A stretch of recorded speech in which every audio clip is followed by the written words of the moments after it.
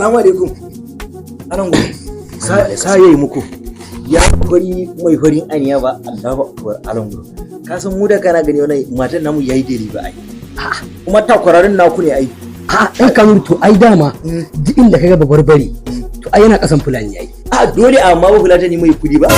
Amma in kala ne baya kasarin. Amma yanzu kam dole zai fara mu ne a kasa. Wato daɗi da kai. Ka iya cin hatsi. Ba dole a yaran guro. Baka da shi kuma baka iya magana ba dolo ne kai. Yawwa ɗan Kanuri mu tafa. Yawwa yaran guro. Me yake faruwa ne gan karana fatse haka? Abun ne kawai ba.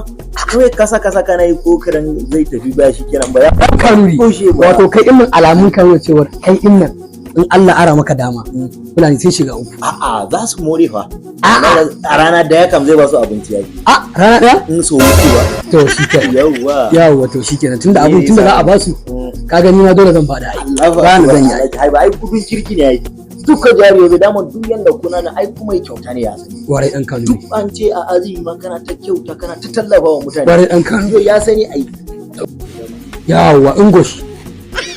Waye ne Haba ɗan Kanuri ya ana baka kuɗi kana gane kana wasa. Kai ka san zafin kuɗi kuwa? Buro banka. Ni da ka ba mutane. Ne ka sani. Kanuri. Buro wa shege damu abun ma haram ne wannan abun ai halal ba zai yi. Haba ɗan Kanuri. Don iska. What?